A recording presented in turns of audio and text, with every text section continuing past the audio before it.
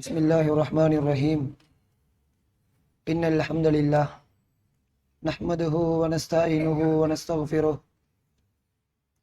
ونعوذ بالله من شرور أنفسنا ومن سيئات أعمالنا من يهده الله فلا مضل له ومن يضلل فلا هادي له وأشهد أن لا إله إلا الله وأشهد أن محمدا عبده ورسوله اللهم صل على محمد وعلى آل محمد كما صليت على إبراهيم وعلى آل إبراهيم إنك حميد مجيد اللهم بارك على محمد وعلى آل محمد كما باركت على إبراهيم وعلى آل إبراهيم إنك حميد مجيد قال الله تعالى في قرآنه الكريم والفرقان العزيز بعد أعوذ بالله من الشيطان الرجيم بسم الله الرحمن الرحيم يا أيها الناس اتقوا ربكم الذي خلقكم من نفس واحدة وخلق منها زوجها وبث منهما رجالا كثيرا ونساء واتقوا الله الذي تساءلون به والأرحام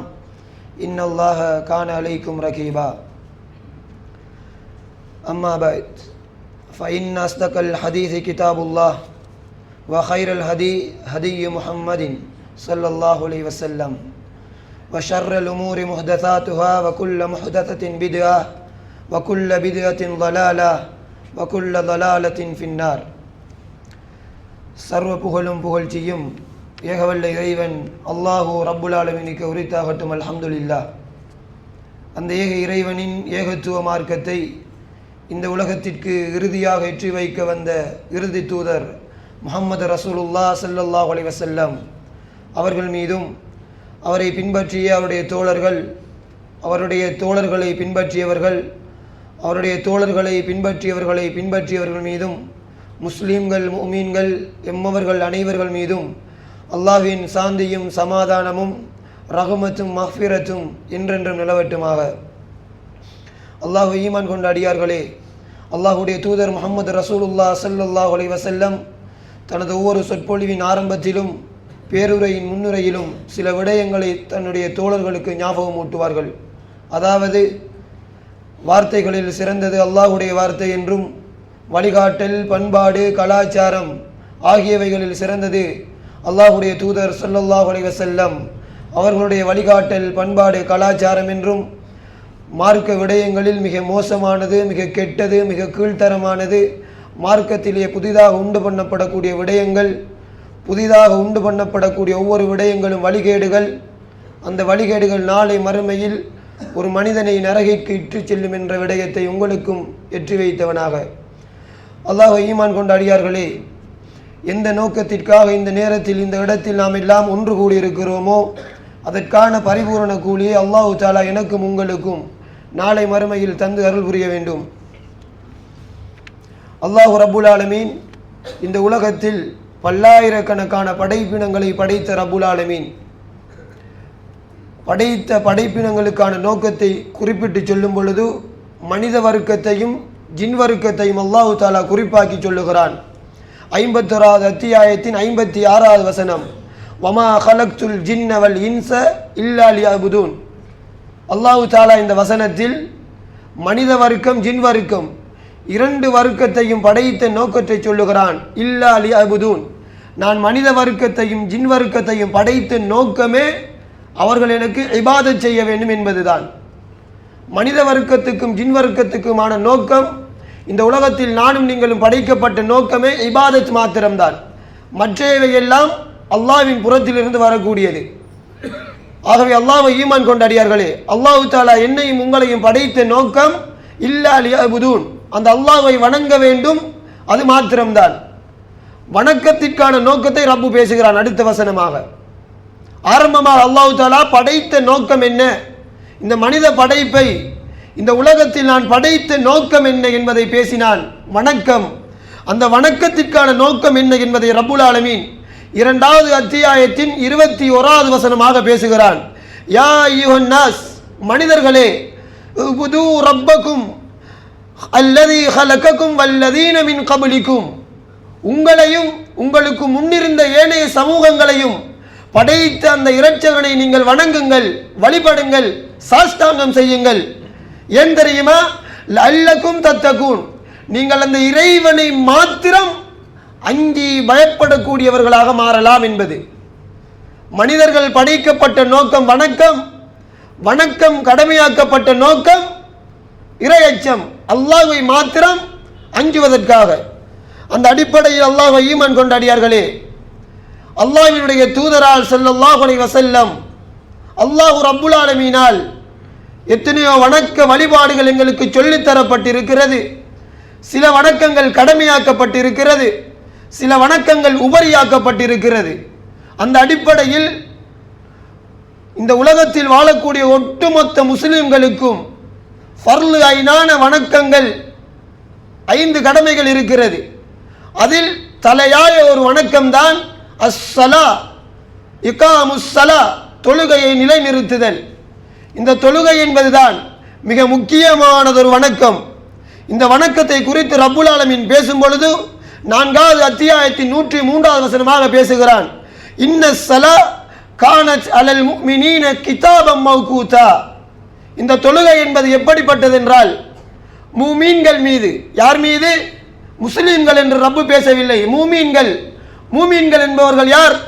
அல்லாஹ்வை ஈமான் கொண்டு இருப்பார்கள், மறுமை இருக்கிறது என்பதை நம்பி இருப்பார்கள், மறுமையில் இந்த தொழுகையை பற்றி விசாரிக்கப்படுவேன் என்பதை நம்பி இருப்பார்கள், மரணத்தை உறுதி கொண்டிருப்பார்கள், கபருடைய வாழ்க்கையில் எனக்கு கேள்வி கணக்கு இருக்கிறது என்பதை நம்பி இருப்பார்கள், நாளை மறுமையிலும் இந்த உலகத்தில் நான் எப்படி இந்த தொழுகையை எல்லாம் நிறைவேற்றினேன் என்பது பற்றி விசாரிக்கப்படுவேன் என்பதை பற்றி நம்பி இருப்பார்கள்.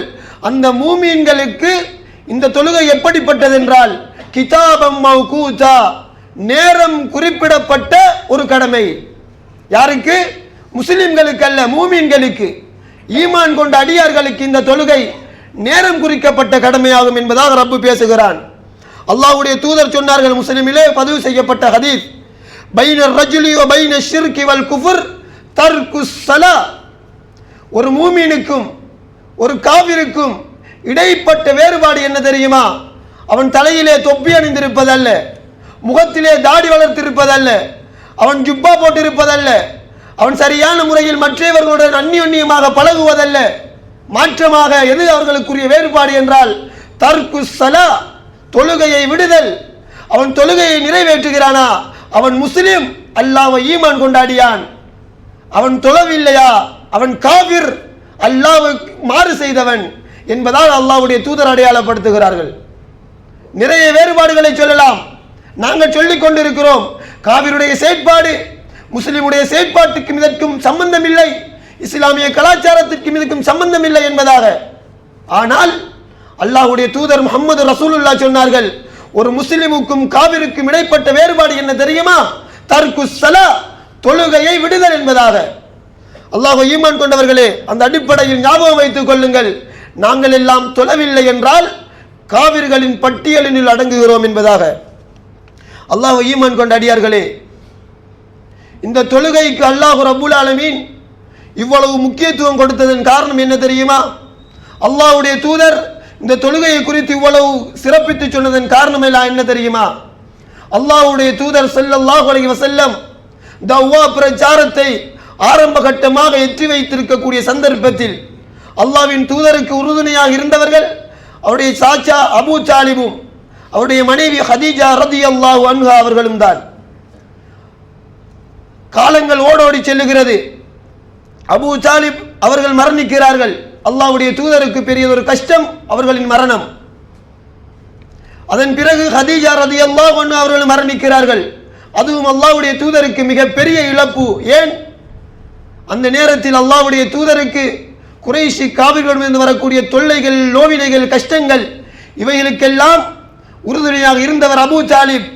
அதேபோல் அல்லாஹ்வின் தூதரின் இந்த நுபுவத்தை பிறகு அல்லாஹ்வின் தூதர் எட்டி வைக்கக்கூடிய காலத்தில் எல்லாம் அவர்களுக்கு உறுதுணையாக இருந்தவர் அவரது மனைவி ஹதீஜா ரலியல்லாஹு அன்ஹா அவர்கள். இவர்களின் இருவரின் மரணமும் அல்லாஹ்வின் தூதருக்கு மிக பெரியதொரு கஷ்டம், இழப்பு.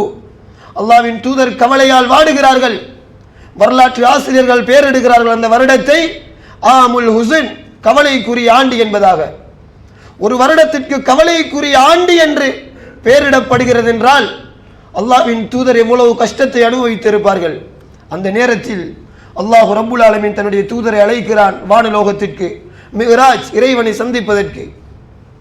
அங்கு அல்லாஹ் ரப்புல் ஆலமீன் அழைத்து 3 விடயங்களை அல்லாஹ் தஆலா இந்த நபிக்கு அன்பளிப்பு செய்கிறான். அல்லாஹ்வுடைய தூதர் சொன்னார்கள், ஊதிய ஸலவாத்துல் ஹம்ஸ், முதலாவது அல்லாஹ்வுடைய தூதருக்கு அன்பளிப்பு செய்யப்பட்டது 3 விடயங்களில் 5 நேர தொழுகை.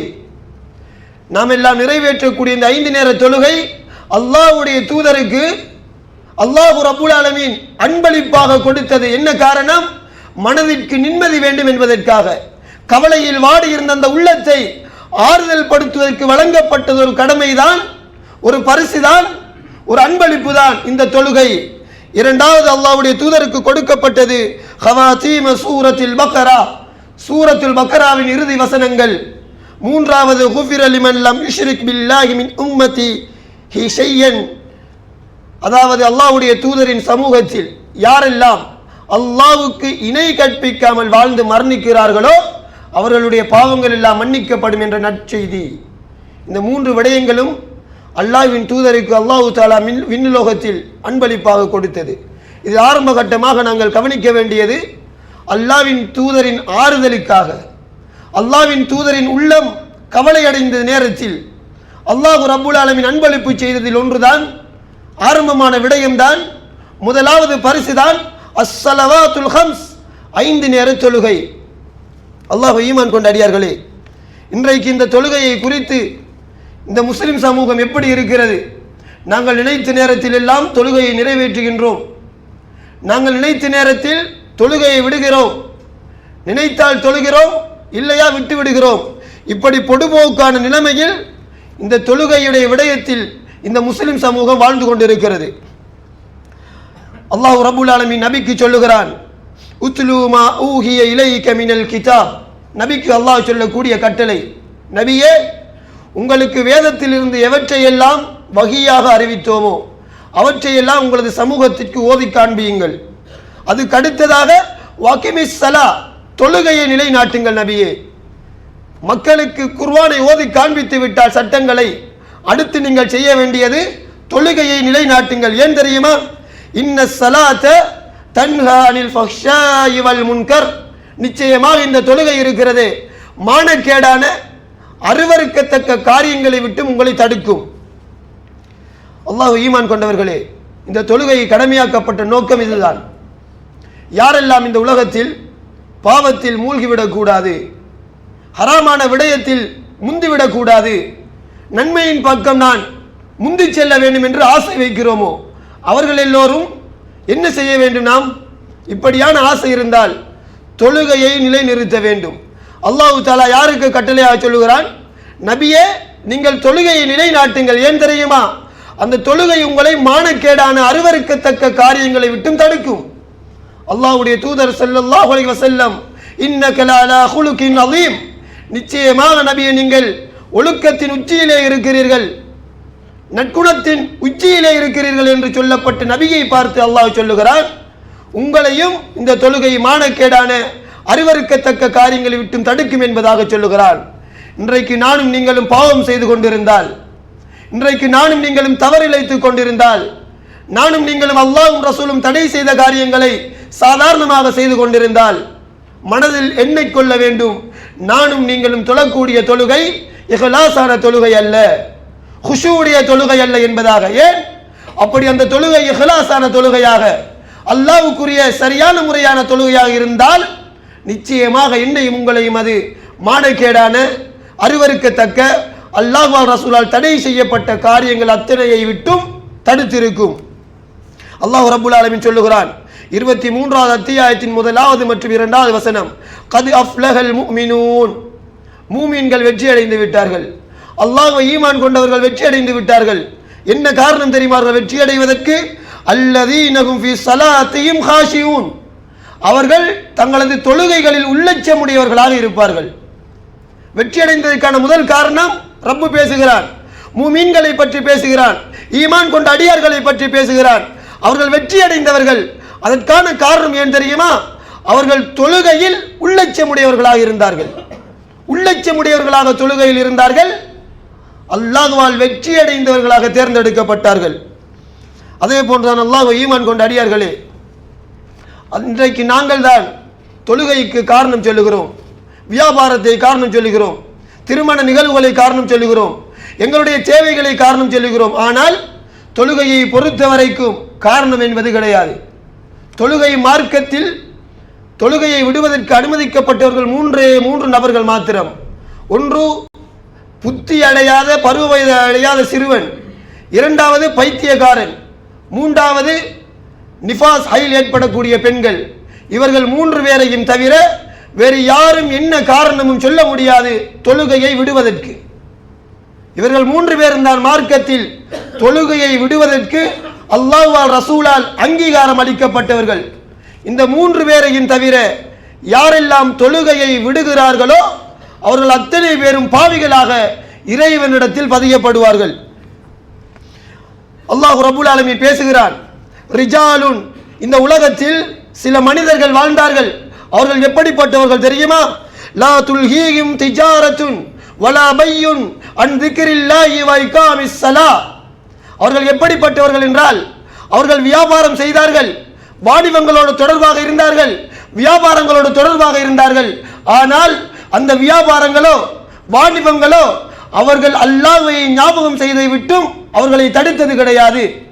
அவர்கள் தொழுகையை நிலைநாட்டுவதை விட்டும் அவர்களை ஏமாற்றியது கிடையாது. அந்த வியாபாரங்கள் வாணிபங்கள் என்பதாக ரப்புல் ஆலமீன் வாக்களிக்கிறான். யாருக்கு? சஹாபாக்களை குறித்து ரப்பு பேசுகிறான். அன்று வாழ்ந்த சஹாபாக்கள் இன்றைக்கு நாங்கள் வாழக்கூடிய காலகட்டத்தை விட மிக நெருக்கடியான பசிக்கும் பட்டினிக்கும் அடிமைப்பட்டு வாழ்ந்தவர்கள் அன்றைய தோழர்கள் சஹாபாக்கள். அவர்களை குறித்து எப்படி பேசுகிறான் ரப்பு? அவர்களும் வியாபாரம் செய்தார்கள், தொழில்கள் செய்தார்கள்.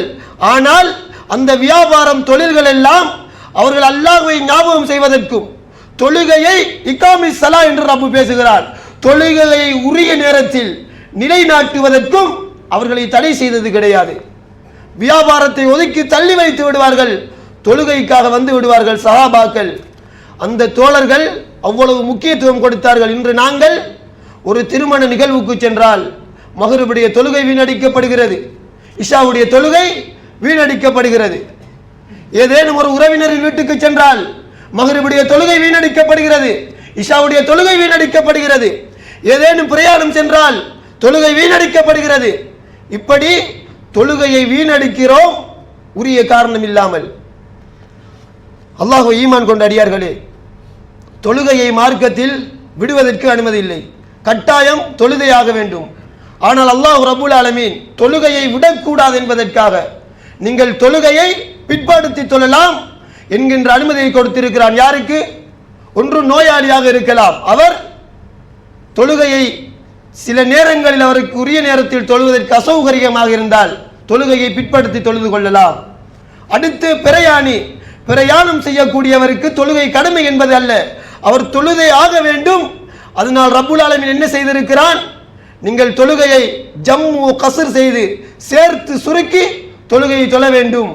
அல்லது ஒரு வற்புறுத்தலுக்கு ஒரு அச்சுறுத்தலுக்கு உள்ளாக்கப்பட்ட மனிதன், ஏதேனும் தீவிரவாதிகளால் பயங்கரவாதிகளால் பிடிபட்ட மனிதன் தொழ வேண்டும் என்று சொல்லுகிறான், அங்கு அவன் மிரட்டப்படுகிறான், வற்புறுத்தப்படுகிறான். நீர் உனது இறைவனுக்கு தொழுதால் உனது உயிர் மாய்க்கப்படும் என்று. அந்த நேரத்தில் அவன் தொழுகையை பிற்படுத்தி தொழலாம். இப்படி குறிப்பிட்ட நபர்களுக்கு தான் ரப்புல் ஆலமீன் அல்லாஹ்வுடைய தூதர் ஸல்லல்லாஹு அலைஹி வஸல்லம் தொழுகையை பிற்படுத்துவதற்கு அனுமதி வழங்கினார்கள். தொழுகையை விடுவதற்கு அல்ல, நன்றாக விளங்க வேண்டும். தொழுகையை பிற்படுத்தி தொழுவதற்கு, தொழுகையை விடுவதற்கு அனுமதிக்கப்பட்டவர்கள் 3 பேர். சிறுவர்கள், பைத்தியக்காரன், அடுத்து ஹைல் நிபாஸ் ஏற்பட்ட பெண்கள். இவர்கள் தான் தொழுகையை விடலாம். இந்த 3 பேரையும் தவிர வேறு யாரும் தொழுகையை விட முடியாது. ஆனால் தொழுகையை பிற்படுத்தி தொழுவதற்கு நோயாளிகள், பிரயாணிகள், அச்ச நேரத்தில் அகப்பட்டவர்கள், வற்புறுத்தலுக்கு உள்ளாக்கப்பட்டவர்கள், இப்படியான மனிதர்கள் தொழுகையை விட முடியாது, பிற்படுத்தி தொழுது கொள்ளலாம். இதை வைத்து நாங்கள் எங்களது உள்ளத்தில் கை வைத்து கேட்க வேண்டும், இவ்வளவு நாளும் நான் தொழுகையை விட்டு இருக்கிறேன், இவ்வளவு காலமும் நான் தொழுகையை பிற்படுத்தி தொழுதிருக்கிறேன், அதற்கான காரணம் என்ன? அந்த சூழ்நிலை எப்படி இருந்தது என்பதாக ஒரு கணம் சிந்தித்து பாருங்கள். நான் இருந்த சூழ்நிலையில் தொழுகையை பிற்படுத்தினேன், அந்த சூழ்நிலையை அல்லாஹ்விடத்தில் நாளை மறுமையில் சொல்லுகின்ற பொழுது அங்கீகரிக்கப்படுமா? அங்கீகரிக்கப்படாதா? நான் தொழுகையை விட்டேன், சில காலமாக தொழவில்லை, அந்த காரணம் என்ன? அல்லாஹ்வால் அங்கீகரிக்கப்படுமா, அல்லாஹ்வால் அங்கீகரிக்கப்படாதா என்பதை அல்லாஹ்வை அஞ்சிக் கொள்ள வேண்டும். அல்லாஹ் ஈமான் கொண்ட அடியார்களே, எந்த அளவுக்கு என்றால் அல்லாஹ்வுடைய தூதரிடத்தில் கேட்கப்படுகிறது, அல்லாஹ்வுடைய தூதரே, என்னால் தொழ முடியாது, எப்படி தொழ வேண்டும்? அல்லாஹ்வுடைய தூதர் சொன்னார்கள், ஆரம்பமாக ஸல்லி காயிமன், நீங்கள் நின்ற நிலையில் தொழ வேண்டும். ஃபஇல்லம் தஸ்ததி, உங்களுக்கு நின்று தொழுவதற்கு சக்தி இல்லையா, ஃபகாயிதன், அமர்ந்தாவது தொழுங்கள். ஃபஇல்லம் தஸ்ததி, அதற்கும் உங்களுக்கு சக்தி இல்லையா, ஃபலா ஜானிபின், ஒரு பக்கமாக சாய்ந்து கொண்டாவது நீங்கள் தொழுங்கள், அல்லது கண்களால் சமிஞ்சை செய்தாவது நீங்கள் தொழுங்கள் என்பதாக அல்லாஹ்வுடைய தூதர் இந்த சமூகத்திற்கு கட்டளையிடுகிறார்கள். எங்கு இருக்கிறது மார்க்கம்? எங்கு இருக்கிறது தொழுகையை நிறைவேற்றுவதன் முக்கியத்துவம்? நாங்கள் எங்கு இருந்து கொண்டிருக்கிறோம்? நாங்கள் தொழுகையை நிறைவேற்றுவதை எப்படி நினைத்து கொண்டிருக்கிறோம்? அல்லாஹ் ஈமான் கொண்டவர்களே, அதே போன்றுதான் அல்லாஹ்வின் தூதரிடத்தில் ஒரு நபித்தோழர் வருகிறார். எப்படியான நபித்தோழர்? 2 கண் பார்வைகளும் இழந்த நபித்தோழர், 2 கண் பார்வைகளையும் இழந்த மனிதர் வருகிறார். அல்லாஹ்வுடைய தூதரே, லைஸ லி காயிதுன் யுலாயிமுனி இலல் மஸ்ஜித், அல்லாஹ்வுடைய தூதரே, எனக்கு பள்ளி வாயிலுக்கு செல்ல முடியாது, என்னை அழைத்து செல்வதற்கு எனக்கு உதவியாக யாரும் இல்லை. ஃபஹல்லி மின் ருக்ஸத்தின் அன் உஸல்லிய ஃபீ பைத்தி, நான் தொழுகையை தொழாமல் இருக்க வேண்டும், எனக்கு அனுமதி இருக்கிறதா என்று கேட்கவில்லை அந்த மனிதர். எப்படி கேட்கிறார்? எனக்கு வீட்டில் தொழுகையை தொழ அனுமதி இருக்கிறதா என்று கேட்கிறார். அல்லாஹ்வுடைய தூதர் சொன்னார்கள், ஹல் தஸ்மஉன் நிதா, தோழரே, உங்களுக்கு அதானின் ஓசை கேட்கிறதா? அதானின் சத்தம் உங்களின் காதுகளை வந்து அடைகிறதா? அதற்கு அந்த தோழர் சொல்லுகிறார், ஆம் அல்லாஹ்வுடைய தூதரே. அல்லாஹ்வுடைய தூதர் சொன்னார்கள், ஃபஅஜிப், உங்களுக்கு அதானின் ஓசை சத்தம் காதினை வந்து அடைந்தால் பள்ளிக்கு வாருங்கள் என்றார்கள். அல்லாஹு அக்பர். யாருக்கு இந்த சட்டம்? யாருக்கு இந்த சட்டத்தை அல்லாஹ்வுடைய தூதர் வழங்கியது? 2 கண் பார்வைகளை இழந்த மனிதரை அல்லாஹ்வுடைய தூதர் பள்ளிக்கு வந்து தொழும்படி ஏவினார்கள். ஆனால் இன்று எங்களது நிலைமை என்ன? எனது நிலைமையும் உங்களது நிலைமையும் என்ன? நமது சமூகத்தின் நிலைமை என்ன? தொழுகையில் எந்த அளவு பொடுபோக்காக இருக்கிறோம்? ஒரு கண் பார்வை இழந்த மனிதருக்கு இந்த அளவுக்கு முக்கியத்துவம் கொடுத்தார் அல்லாஹ்வுடைய தூதர். நீங்கள் கண் பார்வை இழந்தவர்கள் என்றாலும் அதானின் சத்தம் கேட்டால் பள்ளிக்கு வாருங்கள் என்றார்கள். அந்த மனிதர் கேட்டது எப்படி? தொழுகையை விடுவதற்கும் கேட்கவில்லை, நான் வீட்டில் தொழுகிற நேரத்திற்கு அனுமதி தாருங்கள் அல்லாஹ்வுடைய தூதரே. இல்லை, உங்களுக்கு காது நன்றாக கேட்கிறது, அதானின் சத்தம் கேட்டால் பள்ளிக்கு வாருங்கள் என்றார்கள். அந்த மனிதர் இன்னும் ஒன்றை முன்வைத்தார். எப்படி? என்னால் தனிமையில் பள்ளிக்கு வர முடியாது அல்லாஹ்வுடைய தூதரே, என்னை அழைத்து வருவதற்கும் யாரும் இல்லை என்றுதான் கேட்டார். அப்படியான நபித்தோழருக்கு அல்லாஹ்வுடைய தூதர் ஃபஜிப், பள்ளிக்கு வந்து தொழுகையை நிறைவேற்றுங்கள் என்றார்கள். அல்லாஹ்வை எஞ்சிக் கொள்ள வேண்டும். அல்லாஹ் ஈமான் கொண்ட அடியார்களே, இதை குறித்து ஏராளமான குர்ஆனிய வசனங்களும் எங்களுக்கு சொல்லுகிறது. அல்லாஹ்வின் தூதரின் தோழர்களும் ஏராளமான விடயங்களை சொல்லுகிறார்கள். அப்பாஸ் ரலியல்லாஹு அன்ஹு அவர்கள் சொல்லுகிறார்கள், எப்படி? யார் ஒருவன் முஸ்லிமாக பிறந்து தொழாமல் வேண்டும் என்று மரணிக்கிறானோ, தொழுகையை விட்டவனாக, அவன் நாளை மறுமையில் அல்லாஹ்வை சந்திப்பான், அல்லாஹ் அவனோடு கோபமாக இருப்பான். அல்லாஹ்வை நானும் நீங்களும் கோபமான நிலையில் சந்தித்தால் எனக்கும் உங்களுக்கும் அல்லாஹ்வின் இரக்கம் இருக்காது, ரஹ்மத் இருக்காது. இமாம் இப்னு அப்பாஸ் ரலியல்லாஹு அன்ஹு அவர்களின் கருத்து. அது மாத்திரமல்ல, அலி ரலியல்லாஹு அன்ஹு அவர்கள் சொல்லுகிறார்கள், அவரிடத்திலே ஒரு பெண்ணை பற்றி கேட்கப்படுகிறது. எப்படியான பெண்? லா துஸல்லி, தொழாத ஒரு பெண்ணை பற்றி கேட்கப்படுகிறது. அந்த அலி ரலியல்லாஹு அன்ஹு அவர்கள் சொல்லுகிறார்கள், யார் தொழவில்லையோ அவர் மார்க்கத்தை விட்டு வெளியேறிவிட்டார். அதே போன்று இமாம் இப்னு மஸ்ஊத் ரலியல்லாஹு அன்ஹு அவர்களிடத்திலே கேட்கப்படுகிறது தொழுகையை குறித்து, தொழாதவரின் நிலையை குறித்து. இப்னு மஸ்ஊத் ரலியல்லாஹு அன்ஹு அவர்கள் சொன்னார்கள், மல்லம் யுஸல்லி ஃபலா தீன லஹு, எவன் இந்த மார்க்கத்தில் இருந்து கொண்டு தொழுகையை நிறைவேற்றவில்லையோ அவனுக்கும் மார்க்கத்திற்கும் எந்தவித சம்பந்தமும் இல்லை என்றார்கள். உமர் ரலியல்லாஹு அன்ஹு அவர்களிடத்திலே கேட்கப்பட்டது தொழாதவனின் நிலையை குறித்து.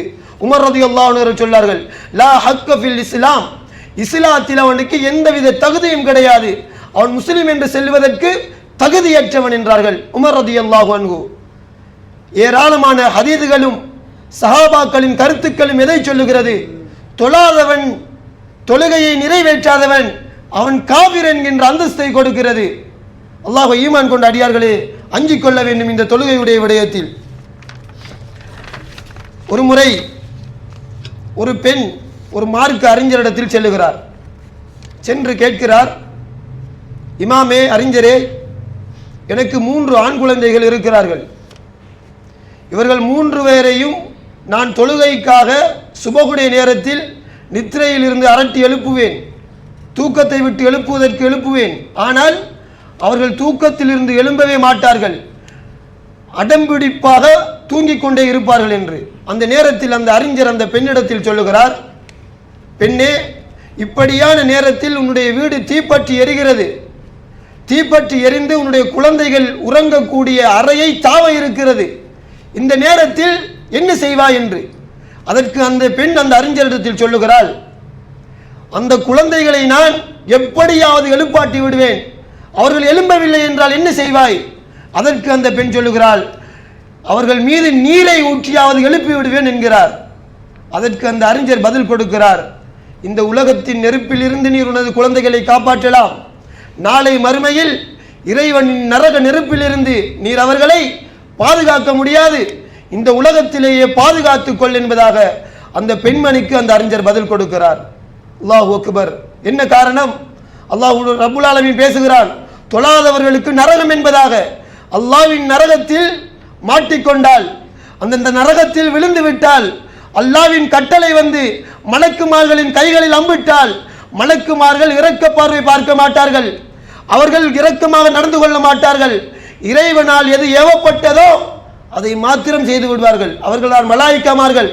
இந்த உலகத்தில் வாழ்ந்த நபிமார்கள் கூட இறைவனுக்கு மாறு செய்யலாம், இறைவனுக்கு மாறு செய்யாத ஒரு படைப்பு என்றால் அது மலாயிக்காமார்கள். யஃஅலூன மா துமரூன். ரப்பு பேசுகிறான் பெருமையாக, அவர்களுக்கு எது வகியாக கட்டளையாக அறிவிக்கப்படுகிறதோ அதை மாத்திரம் நிறைவேற்றுவார்கள் மலாயிக்காமார்கள்.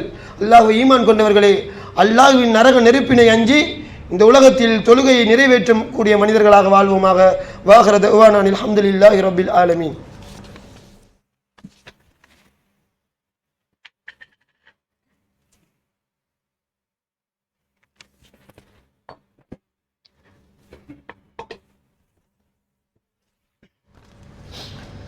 அல்ஹம்துலில்லாஹி ரப்பில் ஆலமீன். அஸ்ஸலாத்து வஸ்ஸலாமு அலா அஷ்ரஃபில் அன்பியாஇ வல் முர்சலீன். அம்மா பஅத். அல்லாஹ் ஈமான் கொண்ட அடியார்களே, தொழுகையை நிறைவேற்றாதவர்களை குறித்து அல்லாஹும் அவனது ரசூலும் ரசூலின் தோழர்களும் சொன்ன சில விடயங்களை உங்களுக்கு ஏற்றி வைத்தேன். அந்த அடிப்படையில் நாம் எல்லாம் 15 வருடம், 20 வருடம், 30 வருடம், 40 வருடம், 50 வருடம் என்று இந்த உலகத்திலே வாழ்ந்து கொண்டிருக்கிறோம். எத்தனையோ ஜும்மாக்களுக்கு சமூகம் தந்திருக்கிறோம், எத்தனையோ பயான் நிகழ்ச்சிகளுக்கு, மார்க்க உபன்யாசங்களுக்கு சமூகம் தந்திருக்கிறோம்.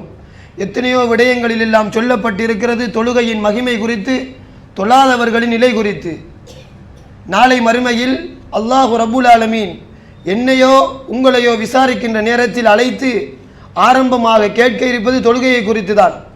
அந்த நேரத்தில் யாருக்கு முடியும் எனக்கு தொழுகை கடமை இல்லை என்பது தெரியாது இறைவா என்று சொல்வதற்கு? யாருக்கு சக்தி இருக்கிறது?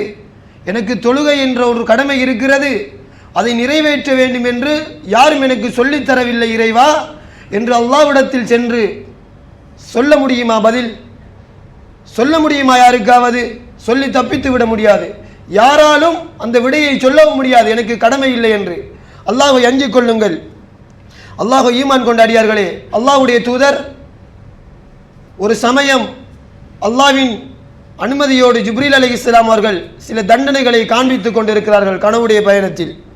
அந்த நேரத்தில் ஒரு மனிதரை அல்லாஹ்வுடைய தூதர் காண்கிறார்கள்.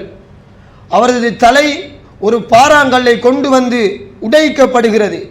அந்த நேரத்தில் அல்லாஹ்வுடைய தூதருக்கு சொல்லப்படுகிறது, இந்த மனிதர் எப்படிப்பட்டவர் என்றால், அல்லாஹ் இவருக்கு குர்ஆனுடைய அறிவை கொடுத்தான், குர்ஆனின் மனன சக்தியை கொடுத்தான், அதை மனனமிட்டு விட்டு பொடுபோக்காக இருந்தவர், அல்லது குர்ஆனில் சொல்லப்பட்ட விடயங்களை படித்து ஓதி விட்டு மீண்டும் அதை ஞாபகம் செய்யாமல், அதை அமல் செய்யாமல் வாழ்ந்தவர்.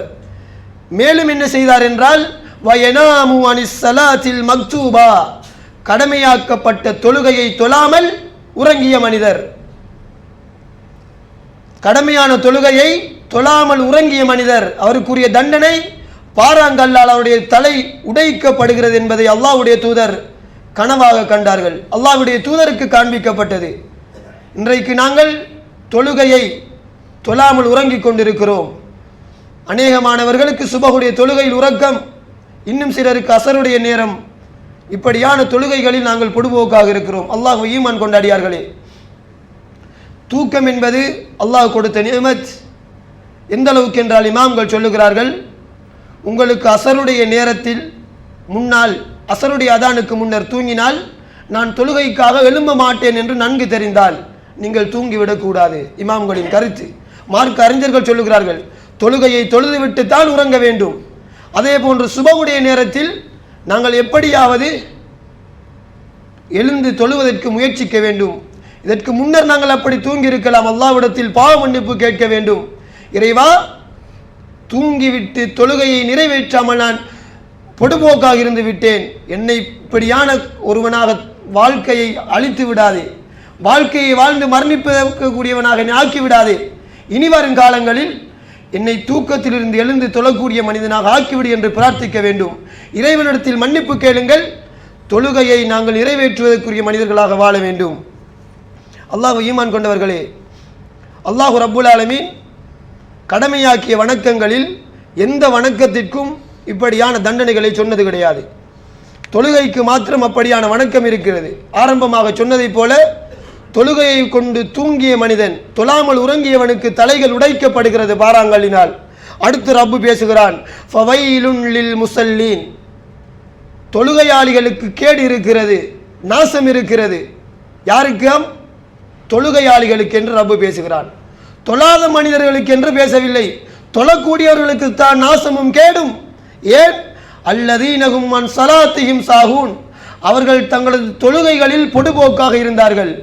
வியாபாரத்துடைய வேலையில் இருப்பார்கள், அதான் சொல்லும், அதான் சொல்லி இக்காமத் சொன்னவுடன் செல்லலாம், இரண்டாவது ரகாயத் போனவுடன் போய் சேர்ந்து கொள்ளலாம். இப்படி தொழுகையில் பொடுபோக்காக இருந்த மனிதர்கள், அதைத்தான் ரப்பு பேசுகிறான். அவர்கள் தொழுதவர்கள் தான், ஆனால் பொடுபோக்காக இருந்து விட்டார்களே, இதனால் அவர்களுக்கு நாசம், கேடு, அழிவு இருக்கிறது. மேலும் என்ன செய்தார்கள்? அல்லதீனஹும் யுராவூன், மற்றவர்கள் என்னை பார்க்க வேண்டும் என்பதற்காக தொழுகையை நிறைவேற்றியவர்கள். இரண்டு கூட்டம், அவர்களுக்கு அழிவும் நாசமும் கேடும் என்று பேசுகிறது அல் குர்ஆன். யார்? ஒன்று தொழுகையில் பொடுபோக்காக இருந்தவர்கள், இன்னும் ஒன்று தொழுகையை பிறர்கள் காண வேண்டும் என்பதற்காக தொழுதவர்கள். இது முதலாவது தண்டனை தொழுகையை குறித்து. அடுத்து ரப்பு பேசுகிறான், நாளை மறுமையில் சுவனவாதிகள் சுவனத்திலே இருந்து கொண்டிருப்பார்கள், நரகத்தில் சில மனிதர்கள் இருப்பார்கள். அவர்களை பார்த்து சுவனவாதிகள் கேட்பார்கள், மா சலக்கக்கும் ஃபீ சக்கர், சக்கர் என்ற நரகத்திலே இருக்கிறீர்களே, உலகத்தில் எங்களோடு தான் வாழ்ந்தீர்கள், முஸ்லிம்களாக இருந்தீர்கள், மூமீன்களாக வாழ்ந்தீர்கள், ஒன்றாகத்தான் இருந்தோம், இன்று நரகத்திலே, அதுவும் சக்கர் என்று சொல்லக்கூடிய நரகத்தில் இருக்கிறீர்கள். என்ன காரணம்? ஏன் சக்கர் என்ற நரகத்தில் நுழைந்தீர்கள்? அவர்கள் சொல்லக்கூடிய வார்த்தை என்ன தெரியுமா? லம் நகு மினல் முஸல்லீன், நாங்கள் தொழாத மனிதர்களாக வாழ்ந்தோம். எப்படியான மனிதர்கள்? தொழாத மனிதர்கள். ஆரம்பமாக ரப்பு பேசுகிறான், தொழுத மனிதர்களுக்கு நாசம், அழிவு. அவர்கள் தொழுகையில் பொடுபோக்காக இருந்தார்கள். இவர்கள் தொழுதே கிடையாது, இவர்களுக்கு தண்டனை சக்கர் என்ற நரகம். அந்த சக்கர் என்ற நரகத்தை பற்றி ரப்பு பேசுகிறான். வமா அதுராக மா சக்கர், நபியே உங்களுக்கு சக்கர் என்ற நரகத்தை பற்றி என்ன தெரியுமா? உங்களுக்கு அறிவித்தது எது தெரியுமா? லா துபுகி வலா ததர், அது உடலில் உள்ள எந்த மாமிசத்தையும் மிச்சம் வைக்காது, அப்படியே சுட்டு பொசுக்கி எடுத்து விடும். லவ்வாஹத்துல் பஷிர், முகத்தை எல்லாம் கருமையாக்கி உதட்டை எல்லாம் அப்படியே செம்மஞ்சலாக்கி விடும். அலைஹா திஷ்அத் அஷர், அந்த நரகத்திற்கு மாத்திரம் 19 மலாயிக்காமார்கள் காவலாளிகளாக இருப்பார்கள். இதுதான் சக்கர் என்கின்ற நரகம். சக்கர் என்ற நரகம் யாருக்கு? தொழுகையை தொழாத மனிதர்களுக்கு, வாழ்க்கையில் தொழுகையை நிறைவேற்றாத மனிதர்களுக்கு ரப்பு வைத்திருக்கிறது சக்கர் என்ற நரகம். மூன்றாவது ரப்பு பேசுகிறான், ஃபஹலஃப மின் பஅதிஹிம் ஹல்ஃபுன், இதை உங்களுக்கு முன்னர் எல்லாம் சில மனிதர்கள் வாழ்ந்தார்கள். ஆரம்பமாக சொன்னது போல் அவர்கள் தொழுகையை உரிய நேரத்துக்கு நிறைவேற்றியவர்கள். ஆனால் ஃபஹலஃப மின் பஅதிஹிம் கல்ஃபுன், அவர்களுக்கு பின்னர் ஒரு சமூகம் வந்தது. அல்லாஹுஸ் ஸலா, அவர்கள் தொழுகையை பாழாக்கினார்கள், வீணடித்தார்கள். வீணடிப்பதென்றால் நினைத்தால் தொழுவார்கள், அவர்களுக்கு விரும்பினால் தொழுகைக்கு வருவது, விரும்பவில்லை என்றால் ஏதேனும் வேலை பழுக்கள் என்றால் நாளையிலிருந்து தொழுது கொள்ளலாம் என்று தொழுகையை வீணடித்தார்கள். ரப்பு பேசுகிறார், வத்தபவு ஷஹவாத், மேன்கும் அவர்கள் என்ன செய்தார்கள் தெரியுமா? மனோ இச்சைகளின்படி வாழ்ந்தார்கள். மனோ இச்சை எதை சொல்லுகிறதோ அதற்கு கட்டுப்பட்டார்கள்.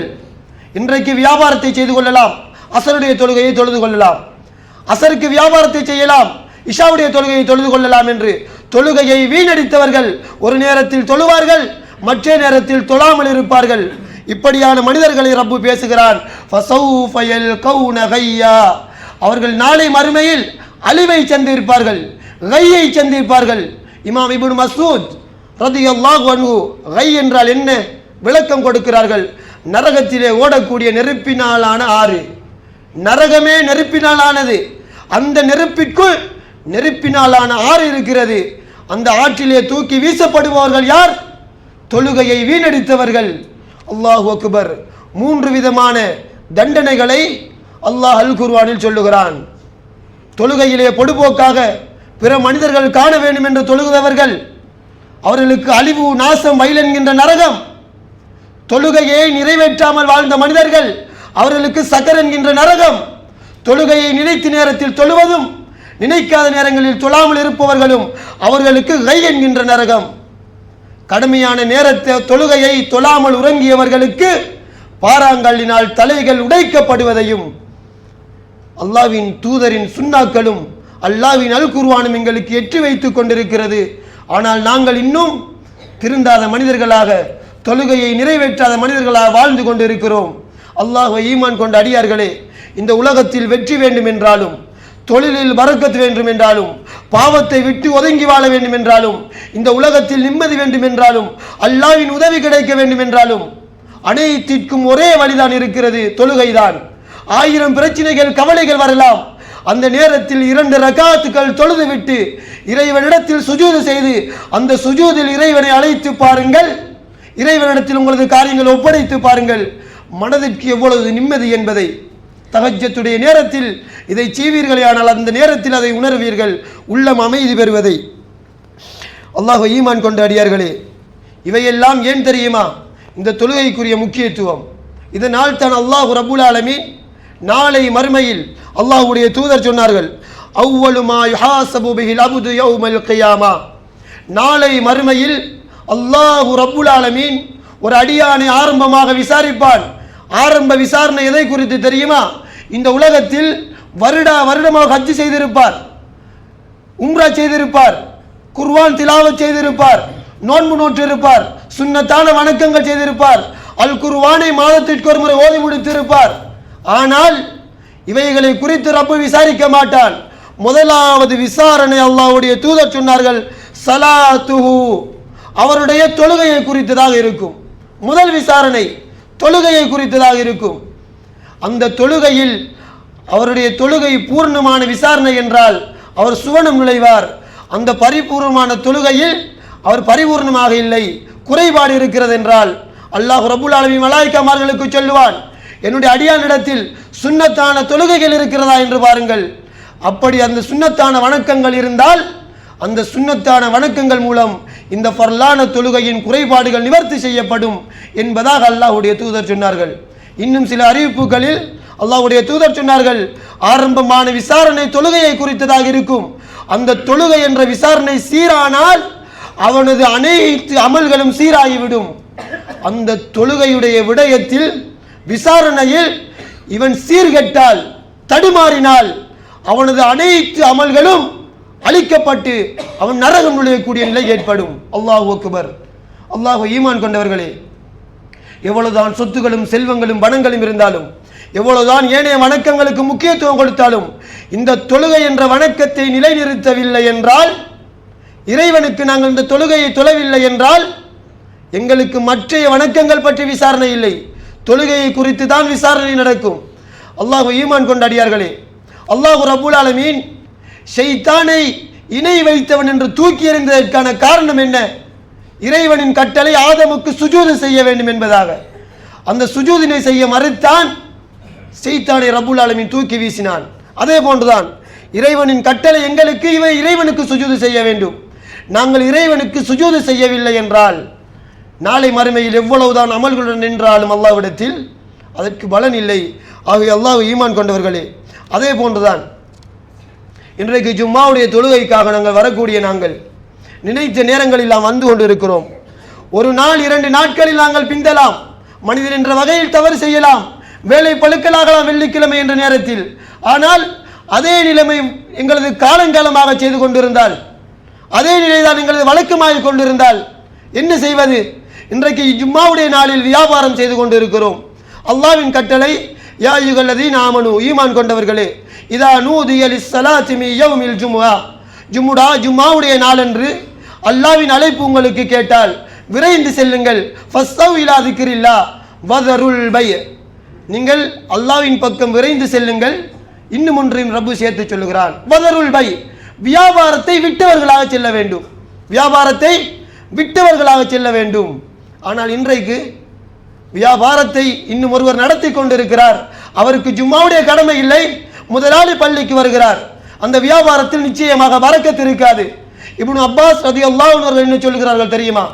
ஜும்மாவுடைய நேரத்தில் ஒருவர் வியாபாரம் செய்கிறார், அதை குறித்து கேட்கப்படுகிறது.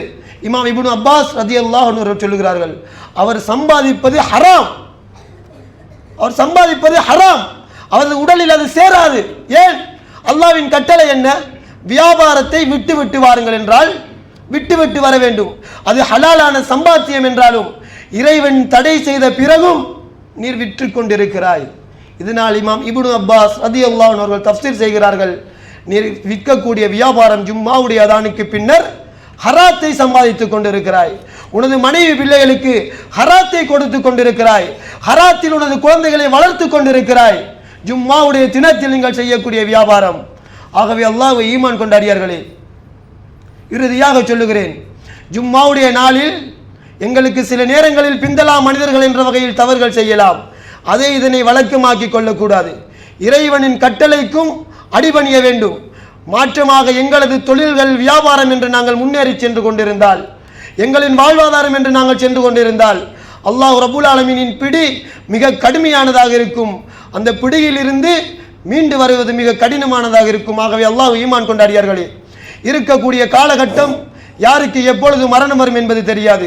இருக்கக்கூடிய வாழக்கூடிய நாட்களில் இயன்றளவு 5 நேர தொழுகைகளை நேரத்திற்கு தொழுது ஜும்மாவுடைய தொழுகைக்கும் இமாம் மிம்பரில் ஏறுவதற்கு முன்னர் வரக்கூடிய மனிதர்களாக சமூகமாக அல்லாஹ் தஆலா என்னையும் உங்களையும் ஆக்கி அருள் புரிவானாக. வாஹிர தஅவானா அல்ஹம்துலில்லாஹி ரப்பில் ஆலமீன்.